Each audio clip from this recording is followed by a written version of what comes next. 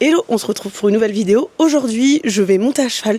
Je vais rencontrer Pauline qui est comportementaliste, équestre et aussi canine. Je crois que ça se dit comme ça. Ça va être l'occasion de découvrir son métier, de voir ce qu'elle fait au quotidien, de rencontrer ses chevaux. On va sûrement aller sur une petite balade aussi. C'est vraiment une vidéo qui change de d'habitude, mais j'aime bien l'idée de faire ce petit reportage et de découvrir ce qu'elle fait au quotidien tout simplement. Je vais vous poser, ici 2 secondes pour vous montrer mon look. Je n'ai pas de bottes d'équitation, mais à ce petit haut très barbour qui est un béquet. Un pantalon d'équitation comme ça, violet clair. Je suis toujours très assortie à mes cheveux, vous remarquerez. Et ce petit sweat années 80. Allez, c'est parti, on y va.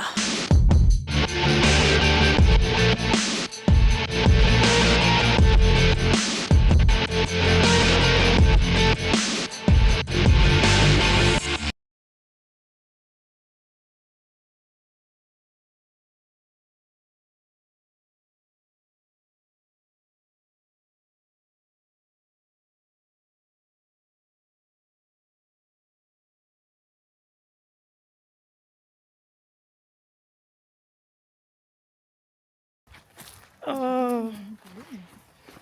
Donc je te présente Matt. Ok. Tout ce qui est petit est très mignon quand même. Hein. Oh, bonjour. Des pots de colle. Savoir que Bonjour. quand je l'ai eu, il t'aurait jamais dit bonjour comme ça. Ok. Il serait parti à sa balle et puis au revoir. Oh, vous êtes bien.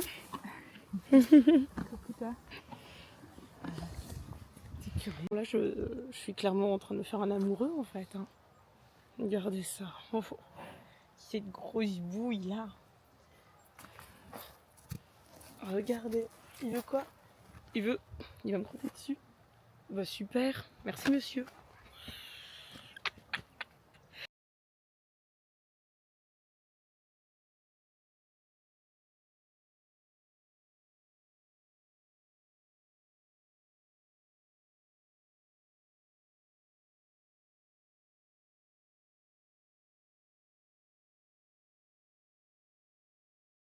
Alors moi j'ai le don d'oublier les friandises. Donc du coup, j'ai un peu adapté aussi mon éducation dans ce sens-là.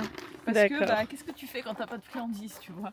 Et si tu habitues toujours tes chevaux à des friandises, le jour où t'en as plus, voilà. Ouais, ils t'écoutent plus quoi. Voilà. Ils ont plus leur petite récompense. C'est ça. Donc c'est toujours utiliser la friandise avec intelligence, bon escient. Et aussi trouver une alternative quand tu l'oublies et que tu ne sais qu'en l'air. Moi aussi je suis tête en l'air. Là.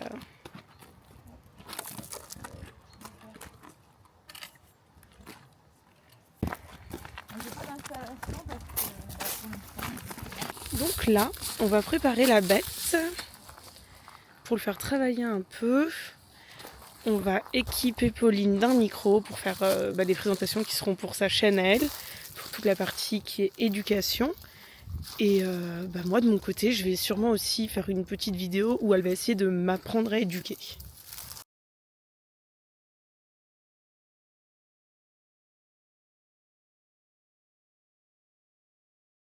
Donc du coup l'idée, avec lui que j'ai eu depuis qu'il est tout petit, donc j'ai beaucoup travaillé sur le travail à pied et en fait j'ai voulu me confronter un petit peu à tout ce qu'on nous dit dans l'équitation, de ce qui est possible ou ce qui n'est pas possible de faire.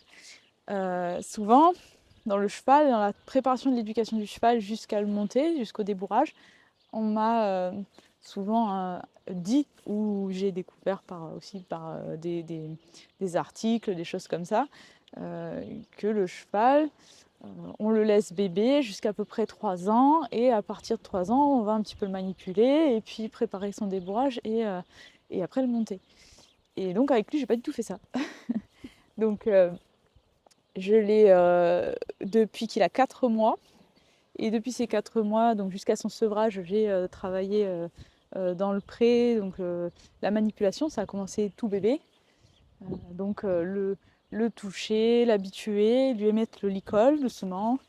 Et ensuite lui faire tout ce qui est désensibilisation. Donc ça, c'est la première étape pour qu'il ait peur d'absolument rien. Donc par exemple le stick, lui, il en a absolument pas peur. Peu importe où je le mets.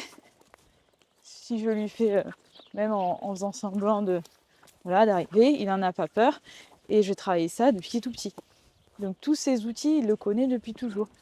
Tout ce qui est tapis, selle, filet, tout ça, je lui ai montré tout petit.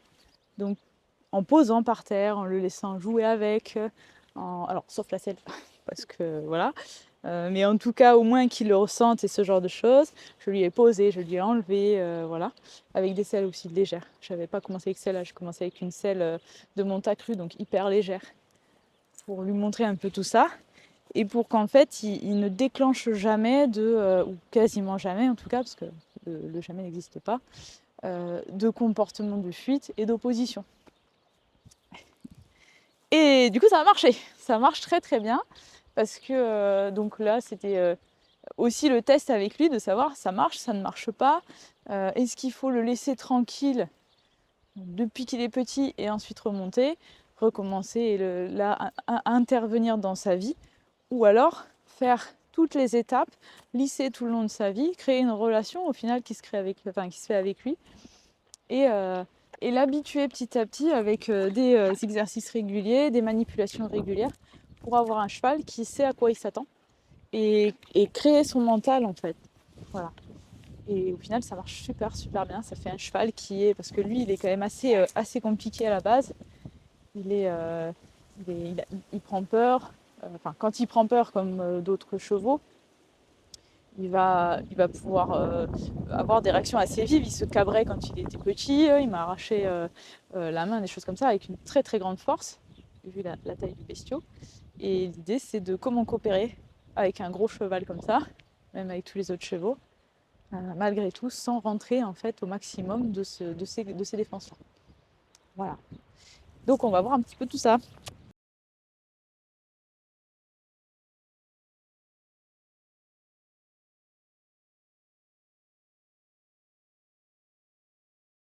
Pour travailler sur son débourrage, ce que j'ai fait aussi beaucoup avec lui, c'est de la liberté.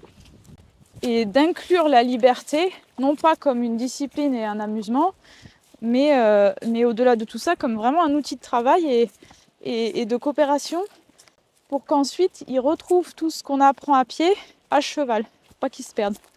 Voilà.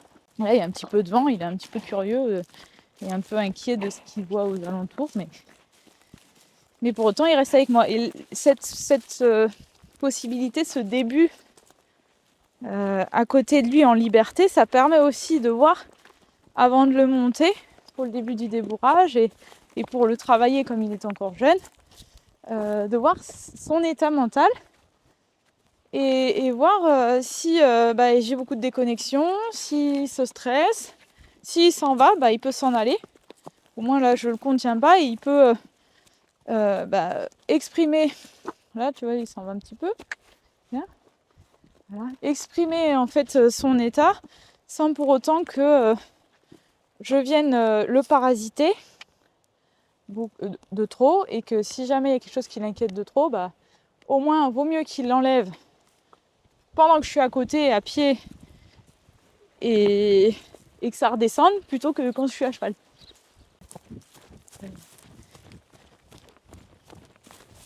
Ok. Chut. Oui. Voilà. Et oui, t'es pas concentré aujourd'hui. T'es pas concentré. Ça te fait peur. Il y a des trucs qui te font peur là-bas. Donc là, ça me donne le bon exemple sur son état émotionnel du jour. Donc si je monte dessus, là, je m'attends à des déconnexions et à potentiellement un peu de stress et de fuite en avant. Oui, c'est compliqué. C'est pas ça.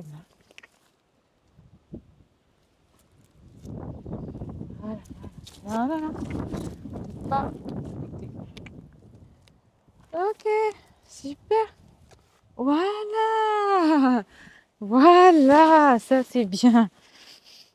Donc avec lui, là je travaille voilà. Avancer, reculer un petit peu et tourner Et le plus important aussi, c'est l'arrêt d'urgence et l'arrêt tout court. Donc l'arrêt d'urgence, c'est ça. Ok. L'idée, c'est de vraiment avoir des clés, plusieurs clés, pour avoir le cheval le plus sécurisé possible. Bon, le risque zéro n'existe pas, mais pour avoir été beaucoup dans des chevaux qui n'avaient pas de moyens d'arrêt ou quoi, j'ai été beaucoup sensibilisée sur ça. Donc mes chevaux, ils ont tous un arrêt. Un travail très léger sur les mains. Même lui, hein, au moindre contact sur la rêne qui est très très lourde, il va s'arrêter. Donc même si je prends mes rênes sans avoir la rêne d'arrêt d'urgence, il peut s'arrêter facilement. C'est travail équitation classique. On va chercher le contact pareil le plus léger possible. Qu'ils comprennent que c'est une demande qu'on veut qu'ils répondent. Voilà, super. Et sans pour autant qu'il y ait de la défense ou des choses comme ça, ou trop de stress, ou trop de... c'est bien. On a travaillé il n'y a pas longtemps là-dessus et du coup, tu vois, je mets à peine de la pression et il commence à comprendre. Je l'ai monté combien de fois au total? Ça doit faire... allez, c'est peut-être... ça doit peut-être être entre 15 et 20 séances au total. Sachant que je faisais au début, allez, 10 minutes, 15 minutes par-ci par-là. Donc lui, on n'est pas du tout encore sur du galop. Sur ma philosophie à moi, le galop, ça se fait en dernier recours. Encore plus depuis que j'ai Don Diego.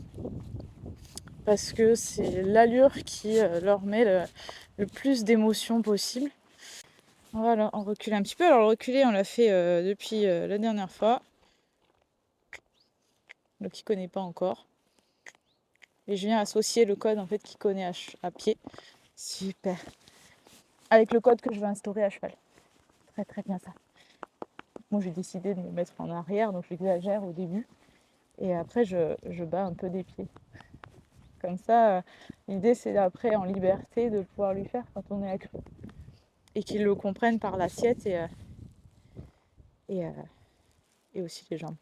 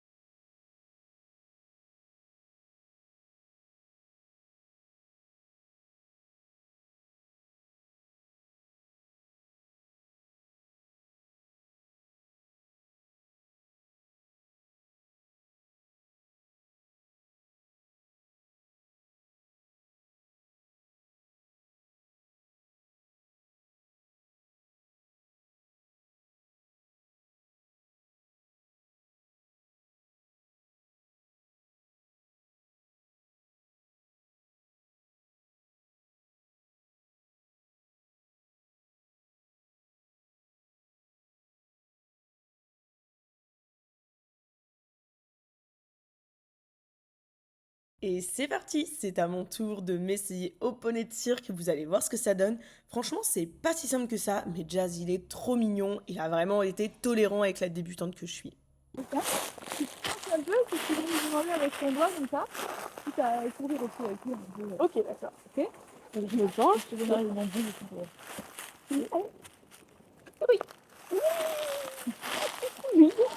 On va faire ça en fait, tu vois.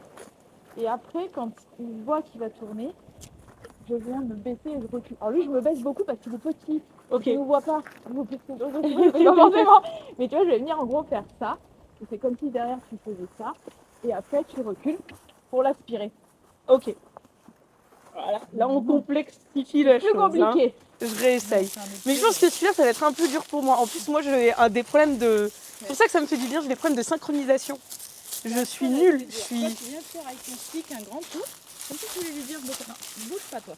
Avec ton stick, tu viens amener ton stick, comme ça, au-dessus. Tu viens avec ta tête. Oh, c'est super. Genre, lui, okay. J'oriente sa tête vers là, et là, je fais un cercle. Là, reculer, ouais. Et recule. Oui. Et là, je fais venir vers moi. C'est bien. Enfin, c'est bien, c'est à moi qui... C'est moi, c'est bien en fait, parce qu'il y arrive très bien sinon. Ok. Tu peux reculer un peu, il ne faut pas qu'il te le fasse trop. Alors reculer, c'est devant. Ah oui. Ouais, devant, ouais. Stop. Ok. Voilà, ça, par contre, voilà, faut garder le mi-temps. Et ensuite, le cabré, tu viens élever voilà, tes mains comme ça. Mes mains, ok. T'as même pas besoin du stick. Ok. Ça sans le stick. Doudou, Doudou, regarde-moi, moi. Vas-y. Attends. Oui. Donnez le bonbon. Ah, j'en ai. Hop, je prends les bons réflexes, là, ça y est. Tiens, petit bonbon mignon. Ensuite, je suis partie en mini balade sur Don Diego. On est passé à un endroit où il avait assez peur et le but, c'était vraiment que j'arrive à le faire se concentrer sur autre chose. Et Pauline, elle m'a montré toutes les techniques qu'elle avait mises en place avec lui pour ce travail-là. Oh, ouais, il a bien retenu, c'est très bien. Ouais, je l'ai travaillé dans des conditions, mais tu vois qu'il se tend plus. Ouais. Tu vois que là, c'est plus tendu. Il reste, hein, dans un temps de club, il n'y aurait pas de problème, il serait ok sur un cavalier. Mais moi, j'aime pas à ce niveau-là parce que lui, il est pas tranquille, quoi, pas jusqu'au bout. C'est bien mouvant. Fin de journée avec les poneys, on va vous montrer le moment où on leur donne à manger.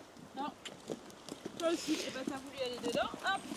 Donc en gros, le deal, c'est ils sont pas sages, ils ont pas. Lui, il a été sage, il a à manger. Jazou a-t-il le droit de manger ?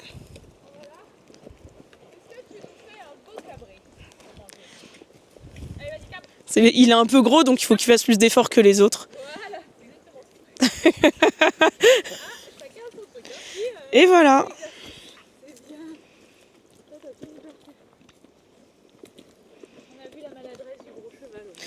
Bon bah, du coup, c'est une fin de vidéo. À très vite pour une nouvelle vidéo qui n'aura peut-être aucun rapport avec celle-là comme d'habitude sur ma chaîne YouTube.